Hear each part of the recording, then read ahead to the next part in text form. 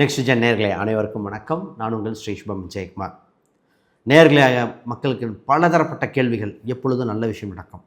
செல்வ கடாட்சம் எப்போ? கஷ்டங்கள் எனக்கு முட்டி ஏன் நடக்குது? என் கஷ்டத்தை கடல் எழுதி வச்சா கடலே பத்தாதுங்க, அந்தளவுக்கு கஷ்டம் இருக்கே ஏன்?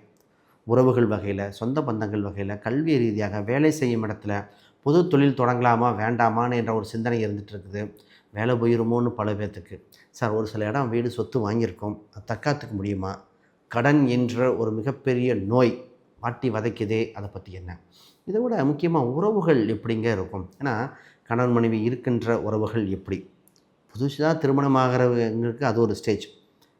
ஐவிஎஃப் சென்டரை அணுகியிருக்கிற பல பேர்த்துக்கு இந்த மாதம் ஒரு வரப்பிரசாதமாக இருக்கும்.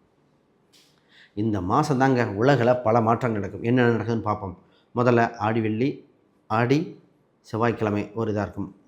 ஆடி 18 வேற வருது. அப்போ அதில் என்ன நடக்குதுன்னா, ஆடி 18 தாலிக்கயிறு, வாழ்க்கையில் வளர்ச்சி பெறுங்க பண்ணலாம்.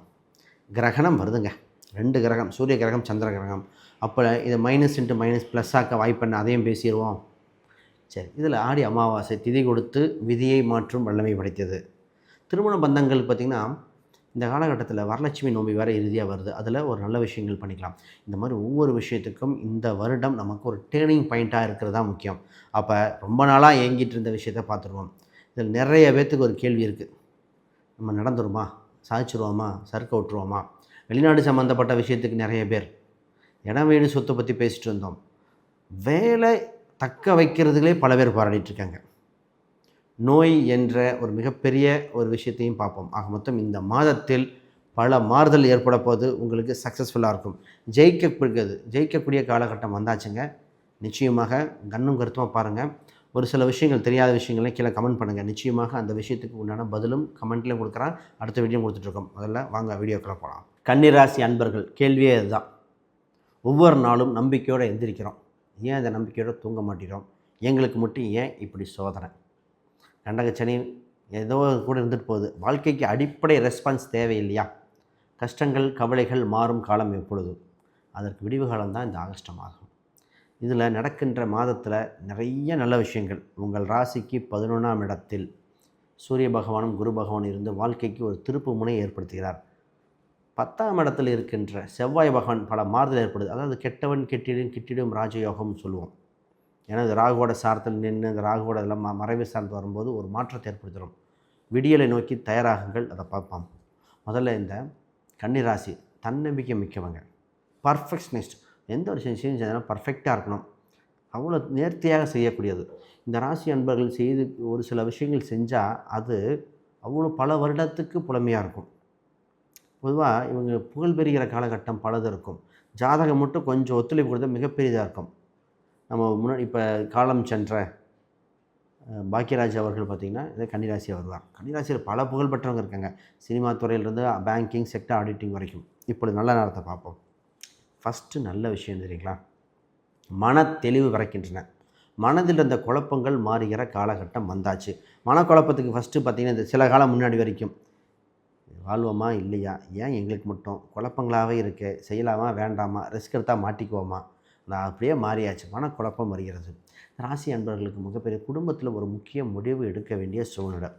குடும்பத்தில் முக்கிய முடிவு பொருளாதார ரீதியாகவும் சரி, உறவுகள் ரீதியாகவும் சரி, குழந்தைகள் ரீதியாகவும் சரி. ராசிக்கு அம்மா சைடு போகிறதா இல்லை மனைவியா கணவனா, இந்த 2 சைடும் போட்டு மத்தளத்துக்காக 2 பக்கம் தான் சார், எனக்கு பல பக்கமாகி போச்சுங்கிற மாதிரி இந்த கணவன் ஆண் பெண் எல்லாருமே பாதிச்சாச்சு. ஏன்னா உறவுகள் சம்மந்தப்பட்டதான் அந்த ராசியை வறுத்தெடுத்துக்குங்க. ரிலேஷன்ஷிப்பும் சரி, காதலன் காதலியாக இருக்காங்களும் சரி, உறவு நீடிக்குமா நீடிக்காதா, இருக்கின்ற உறவை தக்க வைக்கிறது எப்படி, சமாளிக்க முடியல. பொதுவாக உறவுகள் சம்மந்தப்பட்ட பெரிய காரசாரமாக இருக்கும். பொறுமையாக நிறுத்தி நிதானமாக ஒரு யோசித்து ஒரு எக்ஸ்பர்டீஸ்ட்டை கேட்டுட்டு ஜோதிட ரீதியாக பார்த்துட்டு முடிவெடுக்க வேண்டியது. இப்போ வருவோம். சரி, ஆல்ரெடி இருக்கின்ற உறவுகளில் இருக்கின்ற விரிசல்களை சரி செய்ய பாருங்கள். அதை முடிவெடுக்க வேண்டியது கன்னியாகவும் பார்த்துக்கோங்க. இப்போ அடுத்த வாழ்கின்ற புதிதாக திருமண வயதுடைய ஆண் பெண்களோட கேள்வி, திருமணம் இருக்கா இல்லையா, குருபலன் வந்தாச்சே அப்படிங்கிறது. பொதுவாக இப்போ தாங்க அந்த 7ல் இருக்கிற சனி பகவான் வக்ரம் பெறும் காலகட்டத்தில் சனி வக்ரம் பெற்று அந்த குரு பார்வை வரும்போது வரன் இப்போ தான் அமைய வருது. தாமதம் தான் கொடுக்க தவிர தடை இல்லை. திருமண வரன் நிச்சயமாக உண்டுங்க.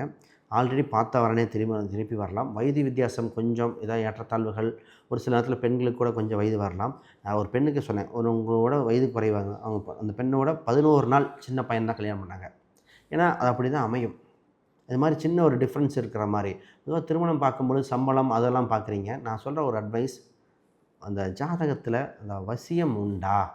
இன்றைக்கி ரொம்ப ரொம்ப முக்கியம். 4ஆம் அதிபதி பொருத்தம் 12ஆம் அதிபதி பொருத்தம் போட முடியலைங்க. அது என்ன 4, 12 அப்படின்னு 4னா கணவன் மனைவி இணைவு, அது ஹாப்பியாக எப்படி ஃபீல் பண்ணுறாங்க.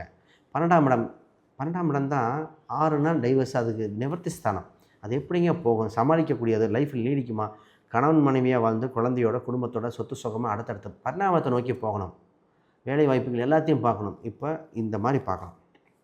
இந்த ராசி கேள்விகள் இப்போ என்னென்னா, சொத்து சுகம் வாங்குவோமா, கடன் இருந்தது, கடனுக்காக பலது விற்றோம், நகை நான் விற்கும்போது இந்த ராசி வருத்தப்படுறது பதிலே தான். நகை நான் விற்கும்போது இருந்த ரேட் என்ன, இன்றைக்கி ரேட் என்ன? சார் 5000 6000 இருக்கும்போது விற்றுட்டாங்க, இன்றைக்கி பாருங்கள் 14,000 15,000 வந்து நிற்கிது. கொஞ்சம் தள்ளி விற்றுருந்தா கூட பரவாயில்ல, அவசரத்தில் விற்றுட்டேன் அப்படின்னு ஒரு சிலர் கேள்வி. அது மாதிரி நிறைய பேர்த்துக்கு விரயம் மாறி மாறி ஏற்பட்டது. இப்போ சார் விட்டதை பிடிக்க போகிறீங்க, இடம் வீடு சொத்து அமைய போகுது, வண்டி வாசல்கள் ஒன்று, கௌரவத்தை மீட்டெடுக்க போகிறீங்க, புது நகைகள் வாங்கக்கூடியது, சீட்டு போடுறது, சின்ன சின்ன நகைச்சீட்டு இந்த மாதிரிலாம் போட்டு ஸ்டாண்டர்டான இடத்துல போட்டுக்கோங்க. அதை விட முதலீடு உங்களுக்கு வரமாக மாறுகிறது. இந்த ராசிக்கு உழைக்காத வருமானம் உண்டு. எப்போவுமே மாதம் மாதம் இந்த ராசிக்கு பரிகாரமே சொல்லுவேன்னா, எஃப்டி போடுறது இல்லை ஆர்டி மாதிரி போடுறது, சின்ன சின்னதாக இன்சூரன்ஸு ஃபிக்ஸ்டு டெபாசிட் போடுறது, அது சிறுக சிறுக இந்த 3, 8 சம்மந்தப்பட்ட ஒரு பரிகாரம் மாதிரியே சின்ன சின்னதாக மாதம் மாதம் சேர்த்திட்டே வாருங்க. ரொம்ப முக்கியம். இது பரிகாரமாக போகும். வண்டியில் மட்டும் கொஞ்சம் மெதுவாக போய்க்கங்க, இதாக இருக்கும். ரொம்ப நாளாக ஒரு சின்ன ஒரு பிரச்சனை போயிட்டு இருக்குது, ஒரு டிஸ்பியூட் இருக்குது சார், இது எப்போ சால்வ் ஆகும்? அது சால்வ் ஆகிற நேரம் வந்தாச்சு. நிறைய பேர்த்துக்கு அது முடிவு தெரியாமல் இருந்தீங்க, இப்போ தான் உங்களுக்கு ஃபேவரான காலகட்டம் வந்திருக்கு. இப்போ உங்களுக்கு நல்ல நியூஸ். சார் வேலையை பற்றி சொல்லுங்கள். சார் வேலை இல்லாதவங்க வேலை கிடச்சிரும். வெளிநாடு வெளிமாநிலம் சம்மந்தப்பட்ட வேலைகள் உண்டு. நிறைய பேர் வேலை செஞ்சு அதுக்குண்டான அங்கீகாரம் இல்லைன்னு சொன்னவங்களுக்கு மாறுது, லைஃப்பில் ஆகுது. இன்னும் ஒரு முடிவெடுக்க தான் குழப்பம். இதே வேலையை இருக்கலாமா, வேறு வேலை மாறலாமா, எது சரியாக இருக்கும், வேலை நல்ல சம்பளத்துக்கு வேலைக்கு போயிட்டால் குடும்பத்துக்கு என்ன பண்ணுறது, குடும்பத்தை விட்டுட்டு போகலாமா, குழந்தைகள் இங்கே இருக்கே. இப்போ நிறைய பேர் வெளிநாடு திரும்பி வர்றதுக்காக யோசிக்கிறாங்க, வரலாமா, வந்தால் ஃபேமிலியோடு இருக்கலாம், ஆனால் பொருளாதாரம் போயிருமே. அப்போ ஜாதக ரீதியாக பார்க்கும்போது உங்களுக்கு அமைப்பு இருக்கா இல்லையான்னு பார்த்து முடிவு எடுத்துக்கலாம். முக்கிய முடிவு எடுக்க வேண்டிய நேரம். இந்த ராசி பிஸ்னஸில் பண்ணிகிட்ருக்கிறவங்க ஒரு சிலர் டெவலப் பண்ண வேண்டிய ஸ்டேஜ் மிகப்பெரிய லெவலில் வந்தாச்சு. கூட்டா தனித்தா இன்வெஸ்டர் கிடைக்கிறாங்க, இந்த மாதிரி லாபம் கிடைக்கிற மாதிரி வந்தாச்சு. பிஸ்னஸில் கொஞ்சம் ரிஸ்க் எடுத்து பண்ணலாம். அப்போ இந்த பிஸ்னஸ் எந்த மாதிரி பிஸ்னஸ் பண்ணலாம் அப்படி ஒரு பாயிண்ட் வரும். அது ஒரு கேள்வி. இந்த பிஸ்னஸ் ஆல்ரெடி ஒன்று வித்தரலான் இருக்கேன், வேறு ஒன்று தொடங்கலான் இருக்கேன். ஒரு மலேசியாவில் இருக்கிறதுன்னு சொன்னேன், அவங்க 2 பிஸ்னஸ் பண்ணிட்டுருந்தாங்க. ஒரு ஐஸ்கிரீம் பிஸ்னஸ் ஒன்று, இன்னொன்று அந்த ஃப்ளவர் அந்த இன்டீரியர் சம்மந்தப்பட்டது. நான் இன்டீரியர் சம்மந்தப்பட்ட சேல்ஸ் பண்ணிட்டு ஐஸ்கிரீம் மட்டும் டெவலப் பண்ணி வேறு மாதிரி சொன்னேன். அவங்க நிச்சயமாக அது பண்ணிடுறேன்னாங்க. ஏன் அப்படின்னா, அவங்க அமைப்பில் ஜாதகத்தில் அந்த அம்சம் குறைவு. ரைட். இப்போ முக்கியமான மாதமாக இருக்குது. ரொம்ப ரொம்ப நல்ல விஷயத்தை பாருங்கள். இப்போ உங்களுக்கு வழிபட வேண்டிய தெய்வமாக இப்பொழுது சிறப்பாக இருக்கிறது அப்படின்னு பார்த்தா சூரியன், இந்த கிரக அமைப்பு. அப்போ சிவ வழிபாடு, சிவன் அம்சம். அதில் குறிப்பாக பிரதோஷ வழிபாடு பண்ணால் வாழ்வில் மாற்றம் ஏற்றத்தை கொடுத்தே திருங்க. சனி பிரதோஷம் மாதிரி வந்தாலும் மிகுந்த யோகமாக இருக்கும். உங்கள் ராசிக்கு வழிபாடு பண்ணி பாருங்கள், ஜெயிச்சுட்டு சொல்லுங்கள். வேறு கேள்விகள் சந்தேகம்னா கீழே கமெண்ட் பண்ணுங்கள். அனைவருக்கும் வணக்கம். நெக்ஸ்ட் ஜென் நேயர்களே, இப்போது ஃபுல்லும் பார்த்துருக்கோம். இதில் நிறைய டவுட்டுகள் இருக்கும், நிச்சயமாக கமெண்ட் பண்ணுங்கள், பதில் கொடுக்கப்படும். இப்போ பார்த்தது பார்த்திங்கன்னா கோச்சார ரீதியாக கோச்சார கிரகங்கள் செய்கின்ற ஜாலங்கள் பற்றி பார்த்தோம். அப்போ இதுவே நிறைய ஒரு 30-35% வேலை செய்ய ஆரம்பிச்சது. தாண்டி இல்லை சார் எங்களுக்கு இன்னும் பார்க்கணும், ஜாதக ரீதியாக ஃபுல் டீட்டெயிலாக பார்த்து எனக்குன்னு இறைக்கணும் தெய்வம் யார், காலம் எப்போ வரும், இந்த டேட்டு புள்ளி விவரத்தோடு பார்க்கணும், ஜாதக ரீதியாக அணுங்க. ஸ்க்ரீனில் தெரியுது எங்களுக்கு தொடர்பு கொண்டு பாருங்கள். நிச்சயமாக ஜாதக ரீதியாக பார்த்து நல்ல குடும்பம், நல்ல வாழ்க்கை, பொருளாதார ரீதியாக சிறப்பாக வாழ்க, லக்கி என்னென்ன, ராசி எண்கள் அப்படின்னு தெளிவாக கொடுத்துருவோம். மிகப்பெரிய வளர்ச்சி அடைய வாழ்த்துக்கள் பண்ணிடலாம். அப்போ உங்களுக்கு இறைவன் துணை நிற்பான், அதற்கு வழிவகுக்க ஜோதிடம் உங்களுக்கு உறுதுணையாக இருக்கும். இன்னொரு விஷயம், நான் ஒரு புக் ஒன்று பப்ளிஷ் பண்ணியிருக்கேன், modern paths exploring Vedic astrology for today. இந்த புக் பார்த்திங்கன்னா ப்ராக்டிக்கல் கைடுங்க. இன்றைய காலகட்டத்தில் தந்தப்போல் அனைவருக்கும் ஜோதிடம், அனைவரும் சிறப்பாக இருக்கணுங்கிறதுக்காக எழுதப்பட்டது.